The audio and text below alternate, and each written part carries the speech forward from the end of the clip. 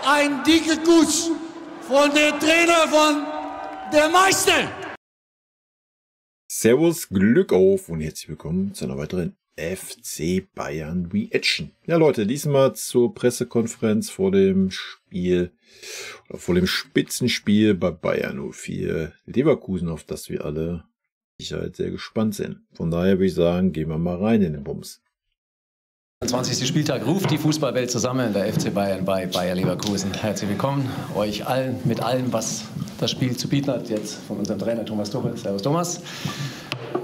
Und also wenn einer Werbung für Saskia Wasser macht, dann der Tuchel, Alter. Der haut sich in jeder PK da die Gläser weg, du. bitteschön, dann gibt es die ersten Fragen. Gleich in Reihe 1 fangen wir da an. Manuel Bunke für Merkur und TZ. Bist du bereit? Tuchel, dann fange ich mit dem Personal an. Wie ist denn der Stand bei Manuel Neuer und wie sieht es sonst noch personell aus für die Partie in Leverkusen? Fonsi fällt leider aus, hat nicht mittrainieren können nach seiner späten Verletzung im letzten Spiel, als sich bei dem letzten Tackling gegen Gladbach leider Ist das ein Faden auf der Schulter? Verletzt. Und Manu auch in dem Spiel gegen Gladbach. Der wird heute versuchen, ins Torwarttraining einzusteigen.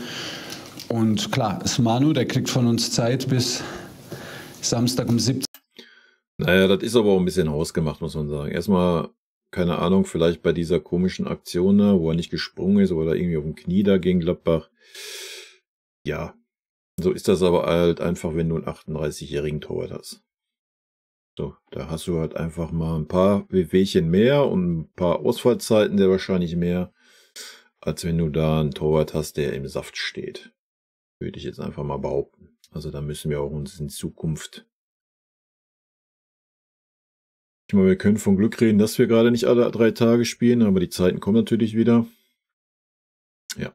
17 Uhr und dann sagt er entweder es geht oder Ole steht im Tor. Dankeschön. Nebendran Stefan Kumberger für Sport 1. Vielleicht noch das weitere Personal mit Joshua Kimmich etc. Und was erwarten Sie für ein Spiel? Können Sie uns versprechen, dass es kein 0-0 wird? Ich kann nichts versprechen, aber es Na, ich denke, mit 0-0 wäre der Tuchel zufrieden, Alter. fühlt sich nicht wie ein 0-0 aus, wenn ich jetzt über das Spiel nachdenke und wenn ich uns wahrnehme und wenn ich weiß, was wir vorhaben und wenn ich weiß, welche Wir sind wieder top im Training, wir sind richtig heiß und wissen ja, was dann passiert bei solchen Aussagen. Qualität auch Leverkusen in Heimspielen entwickelt. Es ist schwer vorstellbar, dass es ein 0-0 ist, aber man kann es nicht ausschließen. Und ansonsten, also außer den Langzeitverletzten wie Serge, wie Kingsley und so weiter, Daniel Perez, sind die zurück sein können, sind zurück im Training. Joshua ist zurück, Minjay ist zurück im Training. Ey, wir sehen wieder Kimmich-Goretzka im Mittelfeld. Ist zurück im Training und haben jetzt nochmal eine Einheit. Wenn nichts passiert, sind alle im Kader und alle einsatzbereit. Upa und De Ligt oder Upa und Minjay wahrscheinlich. Bin sehr gespannt. Linke Seite Marc. Also ich kann schon mal vorwegnehmen, ich nehme natürlich gleich noch einen Taktikfuchs auf, wie meine Aufstellung aussehen würde. Ich würde aber im Großen und Ganzen an dem Personal festhalten, was sich so ein bisschen eingespielt hat. Gerade in der Innenverteidigung jetzt. Abel für RTL. Grüß Gott, Herr Tuchel. Wie kommt man einer Mannschaft bei, die so lange nicht verloren hat, die so viel Selbstvertrauen hat? Das hat es auch im Pokal gegen Stuttgart wieder gemerkt. Dieser Last-Minute-Treffer, das ist ja kein Lucky Punch, das ist ja dieses Selbstbewusstsein, das spürt man quasi bei Leverkusen. Wie durchknackt man das? Wie kommt man dieser Mannschaft bei? Ja, wir werden sehen. Haben 30 Teams versucht, 30 haben es nicht geschafft. Es gab jetzt einige letzte Last-Minute-Treffer, viele oder fast alle daraus aus Standardsituationen. Jede Serie ist natürlich eine außergewöhnliche Serie und die ist auch verdient und die ist auf jeden Fall sehr außergewöhnlich. Das ist ihrer Qualität geschuldet. Sie machen es überragend gut, aber wir haben nur 2 Punkte weniger. Deshalb ja, und spielen Fußball, der 3 Klassen spielerisch und ansehnlich darunter ist, Alter. Gibt es keinen Grund, uns zu Jetzt der große FC Bayern. verstecken nicht. Das ist noch sehr früh in der Saison. Trotzdem fühlt sich's Naja, machen wir uns nichts vor. Sollte das Spiel verloren gehen, ist Leverkusen 5 Punkte weg. Da kannst du noch so viel reden, dass es früh in der Saison ist. Die Mannschaft hat einen Lauf, das sieht man. Dann müsste die Mannschaft schon echt einbrechen und wir müssten super konstanten Fußball zeigen den Rest der Saison über, wovon ich weit entfernt bin. Ja, vielleicht die Neuverpflichtung. Frage ist, inwieweit die Neuverpflichtungen ihre Chancen bekommen unterm Tuchel. Anderes Thema. Aber dass wir immer wieder so Spiele drin haben, wie gegen Frankfurt und so weiter, das wird sich nicht ändern. Es sei denn, das Personal ändert sich mal dauerhaft, was ja nicht passieren wird bei uns. Also von daher, eigentlich musst du schon das Spiel gewinnen. Ne? Dass du dann vielleicht den Leverkusenern einen kleinen Knacks gibst, so von wegen, ach scheiße. Der scheiß FC Bayern ist doch wieder vorne und wo wir so eine Serie hatten und so weiter. Dass das so einen kleinen psychisch, einen kleinen Rappel gibt, das weiß man nicht. Alles andere, also wenn wir in Unentschieden spielen, ja klar, dann bleibt es spannend. Ne? Immer ein Ausrutscher kann immer mal passieren und so weiter. Aber wenn wir das Spiel verlieren, dann wird es jetzt echt schwierig. Wie ein außergewöhnliches Spiel an, wie eine außergewöhnliche Gelegenheit auch, die Karten auf den Tisch zu legen. Ich glaube, das ist der Moment. Wow, die Karten auf den Tisch legen. Also wenn ich unser Kartenspiel bisher diese Saison betrachte, ich bin sehr gespannt. Vielleicht kann der Tuchel mich ja überzeugen in diesem Spiel, indem er mal die Karten auf den Tisch legt. Dem die Karten auf den Tisch gelegt werden und wir wollen genauso auftreten. Es fühlt sich nicht an, als wäre es der Moment, groß zu taktieren. Wir werden bereit sein, Leverkusen abzufordern und wir fahren nach Leverkusen, um zu gewinnen. Rechte Seite Julian Wolf für die Welt. Ja, hallo Tuchel. Weil Sie gerade sagten, es fühlt sich wie eine außergewöhnliche Gelegenheit, wie ein außergewöhnliches Spiel an. Bei all den Erwartungen und bei dem Druck und dieser Tabellenkonstellation auch, mit Ihrer Erfahrung als Trainer, ist das dann so ein reines Druckspiel oder ist das auch irgendwie ein Festtag für Sie, wo Sie sagen, das ist so ein Samstag, da lebt man als Trainer für, da freut man sich? Ja, natürlich. Normal würden Sie es am Fernseher anschauen. Wir haben das Privileg, selber dabei zu sein, das mit zu beeinflussen. Dafür machen wir das und dafür bin ich sehr dankbar, dass ich die Möglichkeit habe. Das sind die ganz besonderen Momente, um die es geht. Wir haben eine extrem schwierige und extrem reizvolle Woche vor uns mit drei schweren Auswärtsspielen und mit dem Spiel jetzt in Leverkusen und dann Champions League. Ja, muss man ja gleich schon mal wieder erwähnen, ne? Meine letzte Pressekonferenz war auch schon erwähnt, ja, wir haben 3 schwere Auswärtsspiele. Das ist auch wieder wild, ne? Kann das nur sein. Und wie gesagt, es ist noch früh in der Saison. Ich glaube, wir können ja alle die Tabelle lesen. Wir können weder mit einem Sieg für eine Vorentscheidung sorgen. Ein Unentschieden behält allen die Chancen bei. Bei einem Sieg für Leverkusen und einer Niederlage für uns klafft dann schon erstmal eine Lücke. Das ist eigentlich die einzige Situation, die dann neu entstehen kann. Ja, ich denke, da hört man auch schon raus. Ich denke, mit dem Punkt sind wir vereinsintern auf jeden Fall zufrieden. Ich gebe keine Prognose ab. Ich kann euch sagen, was ich getippt habe. Ich habe ein 2-2 getippt. Ich tippe nicht gegen unseren Verein. Wenn ich realistisch sehen würde, würde ich einen Sieg für Leverkusen tippen. Also, wir müssen schon echt mal wieder eine außergewöhnliche Leistung bringen, die ich die letzten Wochen nicht kommen sehe irgendwie. So, es fehlt mir diese Spielidee, das Spielkonzept. Ja, vielleicht macht Tuchel wieder so ein Move wie gegen Stuttgart. Kann ich mir schon gut vorstellen, dass wir hinten tiefer stehen und auf Konter gehen. Vielleicht klappt das, ja.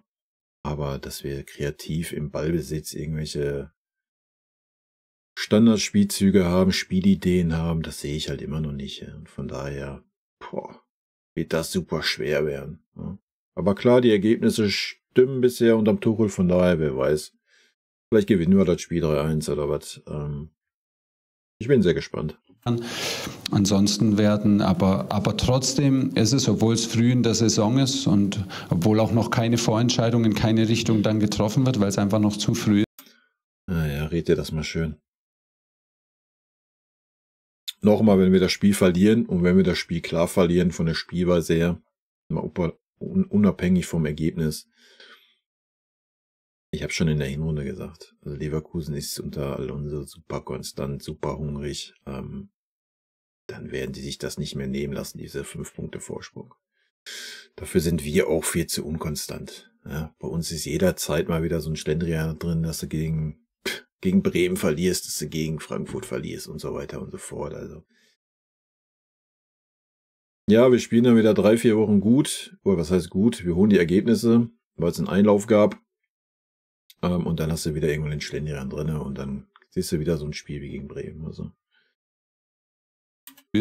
Fühlt sich wie ein besonderer Moment an und fühlt sich. Wenn du das Spiel gewinnst, ja, vielleicht, keine Ahnung, sollen wir sagen, platzt ein Knoten, ja, ist, glaube ich, immer noch die verkehrte Sache.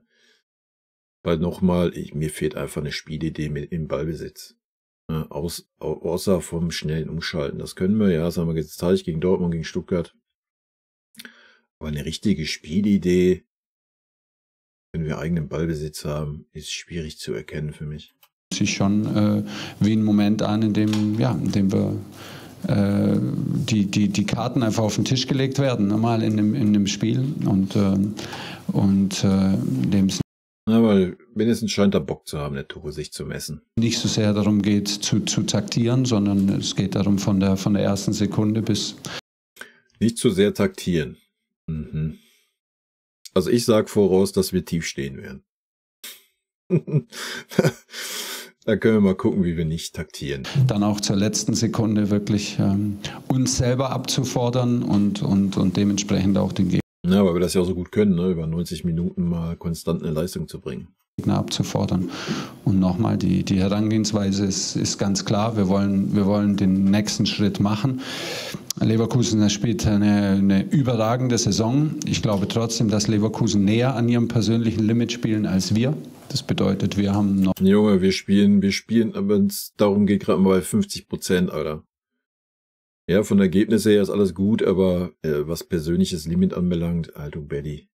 Ja, da sind vielleicht 2, 3 Spieler im Team, die vielleicht annähernd irgendwie so ein bisschen an der 100 kratzen. Alle anderen laufen auf 70%, Alter. Noch mehr Luft nach oben und es ist absolut der Moment, den nächsten Schritt zu gehen. Sonst ist es nicht möglich, Leverkusen zu schlagen, aber wir fühlen uns bereit dafür und wollen dementsprechend das Spiel angehen.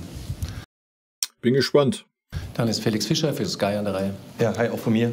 Dieses Duell, der Vergleich Jamal Musiala versus Florian Wirtz ist wieder mal einigermaßen präsent. Ja, wie sehen? Das ist ja im Moment nicht wirklich ein fairer Vergleich.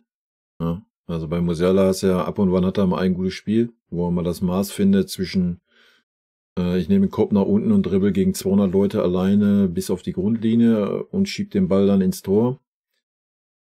Und mal einfach schnelles, direktes Spiel. Ich meine, Müller hat's gezeigt. Ja, also da ist Musiala gerade meilenweit vom Wirtz entfernt. Muss man fairerweise so sagen. Ja, klar, wenn Musiala die Form hat, die er vor Tuchel hatte. Ich weiß nicht, ob er auch unter Tuchel nicht richtig klarkommt. Keine Ahnung. Und ich kann es mir alles irgendwo nicht mehr erklären. Dann ist das schon ein Niveau, aber aktuell, also brauchst du Musiala nicht mit dem Wirtz vergleichen, Alter.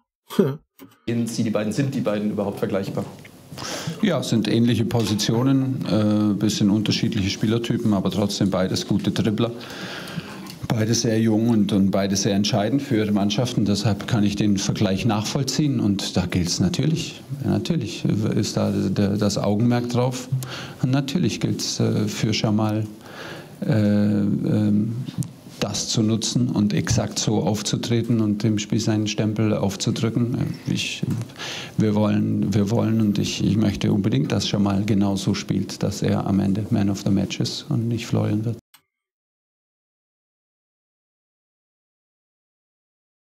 Wenn ich das so höre, kann ich mir eigentlich nicht vorstellen, dass er Musiala wieder auf Außen bringt. Würde bedeuten, Müller fällt raus oder Müller geht nach außen. Vielleicht sehen wir aber auch einen Zaragoza. Und Müller fällt raus. Obwohl das schon wild wäre, weil Müller halt der spielentscheidende Faktor da vorne war. Der das Spiel halt einfach mal mit einem direkten Ball in die Tiefe schnell gemacht hat. All das, was Musiala nicht macht. Musiala hätte den Ball da wieder angenommen, hätte versucht zu dribbeln und der Ball wäre weg gewesen. wild. Aber vielleicht belehren uns ja unsere Spieler und unser Trainer in diesem Spiel eines Besseren. Dann Sophia Köll für Sat.1, ja? Leverkusen hat in einem mitreißenden Spiel Stuttgart geschlagen, das Pokalhalbfinale erreicht. Es hat sehr viel Rückenwind, hat Leverkusen jetzt bekommen. Wie sturmfest ist denn Ihre Mannschaft? Was war die letzte Frage? Wie sturmfest ist Ihre Mannschaft? Sturmfest? Ja, sturmfest. Wir müssen uns zeigen, die Karten. Ich kann mal wieder. Die Karten liegen auf dem Tisch, ne? Wir müssen die Karten auf den Tisch legen. Kann mich nur wiederholen. Zum 4. Mal. Wir müssen die Karten auf den Tisch legen jetzt, Leute. Also wir müssen jetzt mal die ganze Saison dahingestellt lassen und müssen jetzt endlich mal die Karten auf den Tisch legen. Also das heißt, wir können endlich mal an diesem Spiel jetzt auch Thomas Tuchel messen. Würde ich jetzt behaupten. Weil wenn das jetzt so die Karten sind, die er auf den Tisch legt, dann erwarte ich jetzt auf jeden Fall eine Spielidee zu sehen gegen Leverkusen. Wiederholen, das ist der Moment, wo du dich beweist und wo wir den nächsten Schritt machen müssen. Wir haben nach einem Jahr wäre das vielleicht auch mal schön, den nächsten Schritt unter diesen Trainer zu machen. Fast genauso viele Punkte wie Leverkusen, die, wie Sie richtig sagen, eine herausragende Saison spielen und diese Punkte alle auch verdient haben. Ich glaube, dass sie sehr nahe an ihrem Leistungslimit konstant spielen. Deshalb sind sie 30 Spiele, glaube ich, ungeschlagen. Aber wir sind nur 2 Punkte dahinter und wir haben das Gefühl, wir haben noch Luft nach oben. Wir haben bis heute eine extreme Verletzten-Situation. Wir hatten in der gesamten Hinrunde eine extreme Situation in unserem Kader. Wir haben nie locker gelassen und es ist die Woche. Es ist die Woche, die sich anders anfühlt als die anderen Wochen, weil wir wissen, was für 2 Spiele da auf uns zukommen und es ist der Moment, eine Schippe draufzulegen für uns und dann werden wir sehen, wie sturmfest wir sind, aber wir fahren nach Leverkusen, um zu gewinnen, nichts anderes. Klaus Bergmann für dpa. Das nehme ich ihm nicht ab. Sag ich euch, wie es ist. Ich glaube nicht. Klar, als Bayern, wir haben natürlich den Anspruch, dahin zu fahren, um zu gewinnen. Aber nochmal, ich glaube, dass Herr Tuchel schon mit dem Unentschieden sehr, sehr zufrieden wäre. Herr Tuchel, Sie haben bei Manuel Neuer die besondere Position, die er ja auch hat und dass er Ihnen dann auch signalisiert, ja, es geht nicht. Naja, die besondere Situation haben wir aber auch gegen Gladbach gesehen. Also kannst du dir gegen Leverkusen, glaube ich, auch nicht wirklich erlauben, so ein Ding. Da wirst du nicht mal nach 0-1 so zurückkommen wie gegen Gladbach. Also. Wie sieht das denn bei Joshua Kimmich und bei Dayo Upamecano aus, die jetzt auch aus Verletzungen kommen? Sind das auch Spieler für Sie, die Ihnen ein klares Signal geben müssen und danach entscheiden? Ja, aber das Signal ist klar. Das Signal war da, beide stehen in der Startelf. Ich meine, bei Josh brauchen Sie keine Signale erwarten. Der kommt auch mit einem Arm ins Training und sagt, es geht. Alles zu voller Zufriedenheit. Und deshalb, Josh können Sie um 3 Uhr nachts mit Influenza wecken und dann sagt er Ihnen, dass er bereit ist. Das ist überhaupt gar kein Problem. Da ist Josh ganz außergewöhnlich in seiner Einstellung. Bei Upa ist die von der Mentalität ähnlich. Upa brennt, Upa hat alles dafür getan. Upa hat in Dortmund nach einer ähnlichen Verletzung direkt gespielt und überragend gespielt. Upa hat auch eine... Ja, wir müssen uns nichts vormachen, dass beide spielen. Ich gehe auch davon aus, dass ein Goretzka neben Kimmich spielen wird und nicht ein Pavlovic. Obwohl ich das fühlen würde, aber vorstellen kann ich es mir nicht, dass Tuchel da die Eier zu hat. Obwohl es schade wäre, weil Pavlovic auf jeden Fall der Bessere war. Im Gegensatz zu Goretzka, würde ich behaupten. Und da Tuchel ja gesagt hat, wir haben keine Holding Six bei uns im Kader, sind alles 4 die gleichen Spieler für 2 Sechser-Positionen. Nach seinen Aussagen wäre es ja rein theoretisch logisch, dass ein Pavlovic und Kimmich auflaufen werden. Ich bin sehr gespannt, ob er den Move macht. Ich meine, Goretzka mag er ja eh nicht ganz so, vielleicht ist das sogar ein realistisches Szenario. Tolle Entwicklung gemacht in der Mentalität und er kann das auf jeden Fall steuern und einschätzen und hat gemeinsam mit Josh alle Stufen der Reha durchlaufen, ist komplett im Mannschaftstraining. Deshalb, wenn da jetzt heute keine außergewöhnlichen Sachen passieren, sind die beiden fest eingeplant, aber ich werde jetzt auf gar keinen Fall verraten, wer beginnt und wer das Spiel für uns beendet. Okay, dann die andere Frage, Sie haben selbst gesagt, Leverkusen spielen eine herausragende Saison und für viele Außenstehende wird das ja im Prinzip mit dem Trainer in Verbindung gebracht, mit Xabi Alonso, dass das seine Mannschaft ist, seine Handschrift, all das. Sie als Trainerkollege, wie sehen Sie das? Sie blicken ja wahrscheinlich aus einem anderen Blickwinkel auf Mannschaften als vielleicht wir. 100%. Ich glaube, dass es am Ende nie nur der Trainer ist, aber es ist ein extrem wichtiger Baustein. Man nimmt es wahr, dass sowohl in der Kaderplanung Leverkusen ein extrem glückliches Händchen hatte und natürlich die Handschrift von Xavi ist 100% erkennbar. Das war es sehr früh, das war es jetzt nicht erst seit dieser Saison, sondern seit er übernommen hat. Das ist eine herausragende Leistung, ganz klar. Deshalb, da gibt es auch keinen... Und vor allen Dingen hat der Mann eine klare Spielidee. Größten Respekt davor, vor allem als Trainerkollege. Der hat natürlich als Fußballer schon so gespielt, dass man nicht extrem viel Fantasie brauchte, um sich vorzustellen, dass er auch ein Top-Trainer sein kann. Jetzt hat er sich dem Ganzen mit der gleichen Hingabe verschrieben und das ist das Produkt und ich glaube, zu Recht bekommen sie das Feedback. Ja, das ist meine Sicht der Dinge darauf, uneingeschränktes Lob. Trotzdem werden wir unseren Ansatz nicht verändern. Wir haben noch Luft nach oben in unserer Art zu spielen. Ich glaube, es gibt extrem viel. Also die meistgenannten Aussagen von Tuchel bisher in dieser PK, wir müssen die Karten auf den Tisch legen und wir haben eine Menge Luft nach oben. Viele Gründe, wieso das vielleicht noch nicht so klar und nicht so spektakulär zu erkennen ist, wie wir uns alle das wünschen. Aha, ja, dann wäre es doch mal schön, wenn ihr die Gründe mal benennen würdet. Die würden mich mal interessieren, warum wir seit einem Jahr keine Spielidee haben. Sprich, viele Dinge haben wir schon drüber gesprochen, haben wir uns Ach ja, die verletzten Misere, ne? Gewöhnt, dass Stammspieler jetzt auch wie Conny, wie Serge, wie Kingsley einfach immer wieder ausfallen. Ja, weil der Conny jetzt natürlich auch super gebraucht werden würde im Tuchel-System. Wird doch eh nicht spielen. So, Mitte spielen Kimmich, Goretzka, Rechtsverteidiger sind 2 Stück da. Wäre doch eh kein Platz für Conny. Serge, mit welchem Leistungsanspruch? Guck die letzten 2 Jahre von Serge an. Ist der gerade schon sportlicher Verlust? Nein. Sind das für Ausreden, Alter? Was sind das für Argumente? Super lange ausgefallen ist, Matadelic lange ausgefallen ist. Ja, da gehe ich mit, ja, die beiden natürlich. Das haben wir uns alles gewöhnt. Wir haben nie den Anschluss verloren an die überragende. Aber das jetzt daran, nochmal, wir haben keine Spielidee. Am Ende des Tages muss es auch wurscht sein. Das beste Beispiel, Pep Guardiola.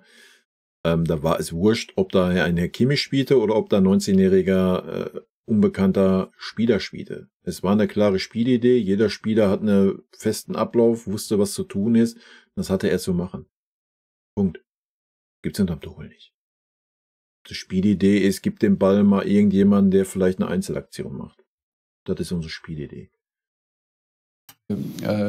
Form, an die überragende Form von Leverkusen und nochmals, es ist eine besondere Woche. Es erfordert einen besonderen Geist. Ja, das ist richtig, dass es eine besondere Woche ist.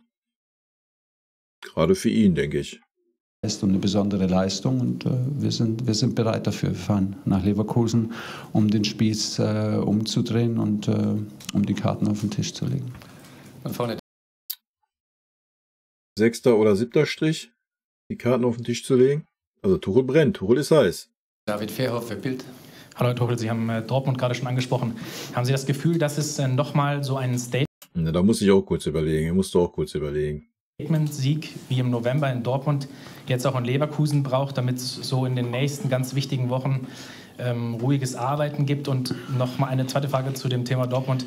Damals haben Sie gegen Lothar Matthäus oder mit Lothar Matthäus am Pult gestanden, jetzt das erste Mal wieder. Haben Sie sich was vorgenommen nach dem Spiel? Ich glaube. Ja, na klar. Er hat vorgenommen, den Lothar mit der Faust in die Fresse zu hauen. Das ist, was er sich vorgenommen hat. Oder ihn einfach mal in den Schwitzkasten zu nehmen. Aber Sie waren nicht ganz glücklich, wie es am Ende alles gelaufen ist. Nein, das ist ja hinreichend erklärt und das ist, wie es ist. Ich finde, es gäbe genug Grund, sich zu freuen, auch als Journalist und als Medien, sich zu freuen, dass es 2 Mannschaften gibt, die auf einem extrem hohen Niveau punkten, auf unterschiedliche Art und Weise. Gut, dass er den Satz so nachgeschoben hat. Ich wollte ihn gerade auseinandernehmen, Alter. Ich weiß nicht, auf welchem sehr hohen Niveau wir gerade punkten, Alter. Also wenn das ein sehr hohes Niveau ist, dann so müsste der Tuchel sich echt andere Maßstäbe angewöhnen. Aber auf extrem hohem Niveau punkten. Ich glaube, da sehr gehören hohes wir Niveau, mit Alter. Guckt euch die letzten Spiele an, was wir für ein hohes Niveau hatten, wie wir gepunktet haben, Alter. Legt mein Arsch. sowohl in der Bundesliga-Historie bis nach dem 20. Wie viele Spieltage haben wir dann? 20, was ist das? 20, 21. Aber auch in unserer Historie haben wir, glaube ich, eine der besten Halbserien gespielt in den letzten, glaube ich, 8 Jahren, 9 Ja, und den schlechtesten Fußball in den letzten 20 Jahren. Alter. Jahren. Verstehe ich nicht, was ich nicht so ganz verstehe, wieso wir uns nicht darüber freuen und das beide. Weil der Fußball grottig ist, Alter. Wir Spiele nur mit Hängen und Würgen gewinnen und man keinerlei Stabilität sieht, keinerlei Spielidee sieht. Deswegen freut man sich nicht. Thomas, kann ich dir beantworten? Frag mich einfach. Das auf ihre Art wertschätzen. Man hat eher so das Gefühl, es wird eins tendenziell ein bisschen überhöht und alles andere sind diejenigen, auf die man draufhacken kann. Weiß ich nicht, ob das dann dem immer gerecht wird, aber es ist auch völlig müßig. Wir sind komplett fokussiert auf das, was wir machen. Es ist ein komplett anderes Spiel als in Dortmund. Ich wage nicht im Entferntesten über ein 4-0 irgendwie nachzudenken oder ein Statement. Ja, doch, ein 4-0 für Leverkusen. Darüber kann man schon mal nachdenken. Wir wollen eine Statement-Leistung. Das Ergebnis kümmert sich immer um sich selber. Wir fahren nach Leverkusen, um zu gewinnen. Wenn wir gewinnen wollen, brauchen wir absolute Topleistung. Wir brauchen bessere. Ja, das heißt aber auch, wir müssen uns um 110% steigern zu den ersten Spielen in der Rückrunde. Aber gut, Tuchel hat's gesagt, es ist Zeit, eine Schippe draufzulegen, die Karten auf den Tisch zu legen. Von daher schauen wir mal, welcher Spieler die Karten denn auf den Tisch legt. Spieler als zuletzt. Und wer sie überhaupt auf den Tisch legen darf. Wir brauchen unser absolutes Maximum. Es ist die Woche, in der wir uns auch beweisen wollen. Es ist die Woche, in der wir natürlich auch gegen viele neutrale Fans anspielen, gegen den Wunsch nach Veränderung, nach wie vielen Titeln in Folge für Bayern München. Das ist doch alles klar, das ist doch alles legitim. Aber wir spielen für unser eigenes Level, wir spielen für unsere eigenen Ansprüche. Und unser eigener Anspruch ist, dass wir eine Schippe drauflegen. Dann wissen wir, dass wir in jedem Spiel bestehen können. Und natürlich haben wir die individuelle Qualität, um auch Leverkusen zu schlagen.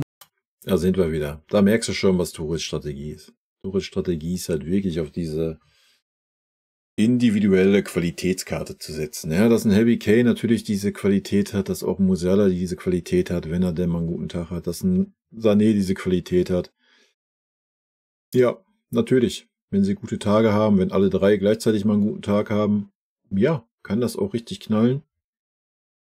Aber ich denke, wir sehen, was passiert, wenn ja nur eine normale Form da ist.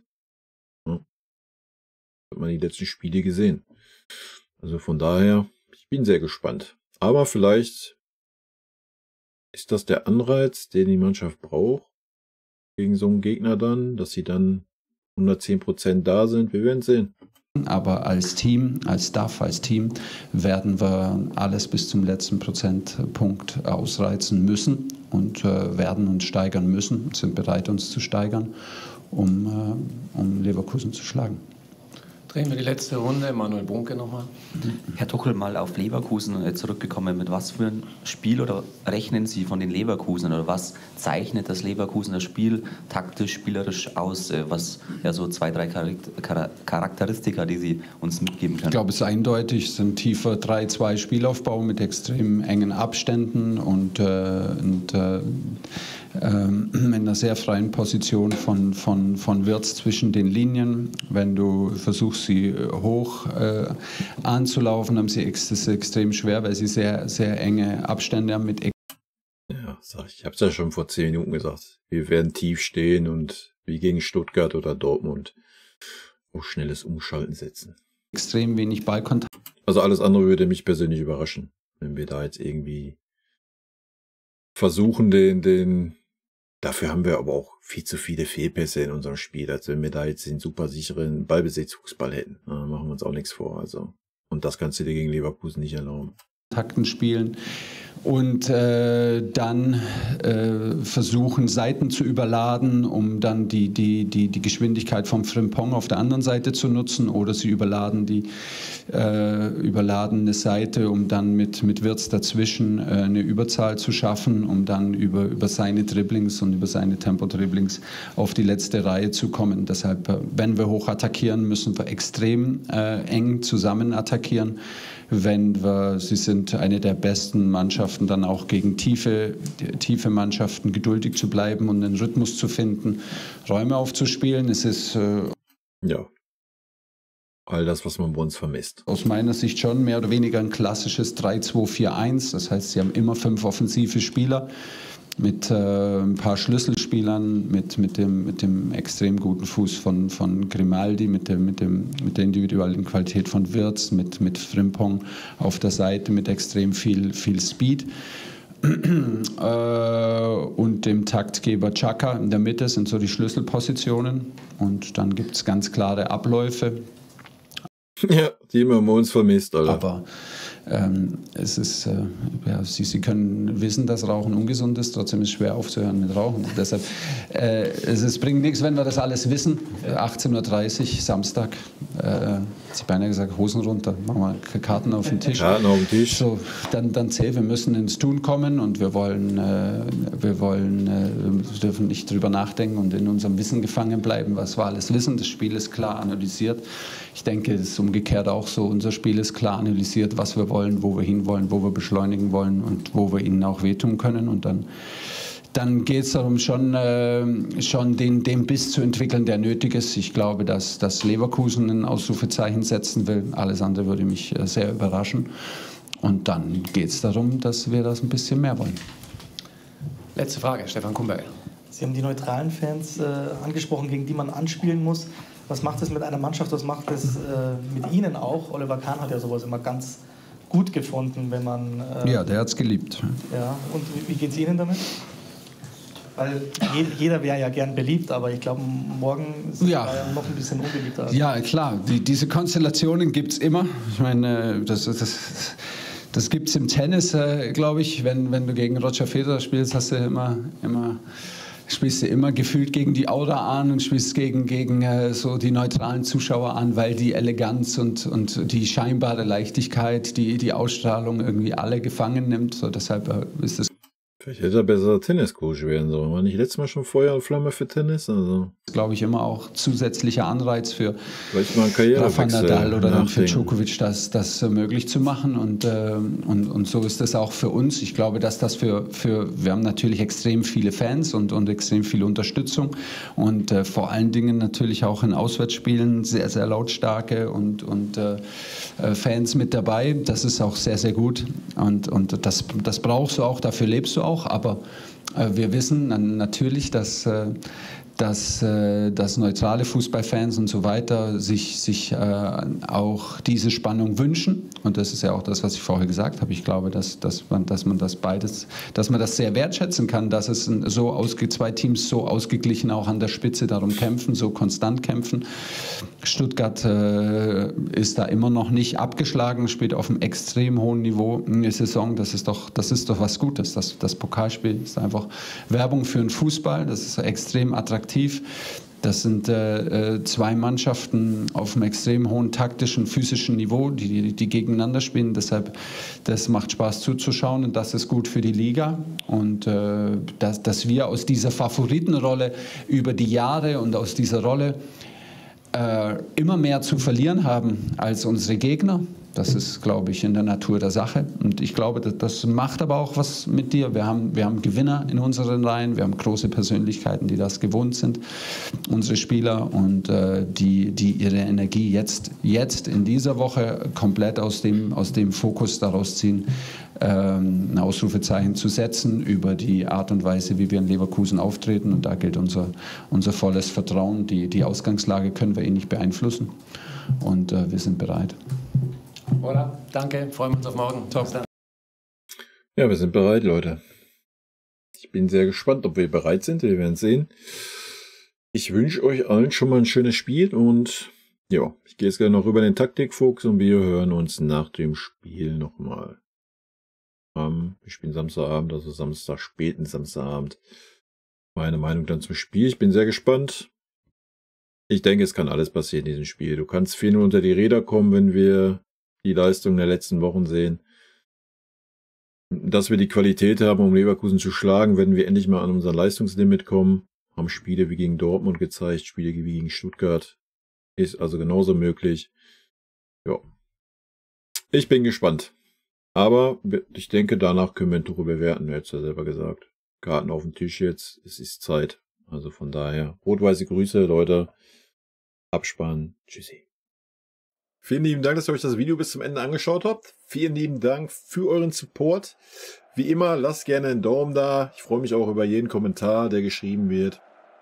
Und in diesem Sinne nochmal rot-weiße Grüße gehen raus. Und jetzt zum Abschied noch ein paar nette O-Töne von unseren vergangenen Trainern. Ein dicker Kuss von dem Trainer von der Meister. Was das Allerwichtigste ist, weil wir wissen, dass er ein guter Kerl ist. Wir sind schockverliebt in meine Mannschaft. Also ich fand, das hat Spaß gemacht zu coachen. Ein Trainer ist ein Idiot. Ein Trainer sehe, was passiert im Platz. Dahin bist du eher Trainer und wenn du viele Spiele hast, bist du mehr Coach als Trainer und ich bin schon lieber Trainer als Coach. Geiler Satz. Magic.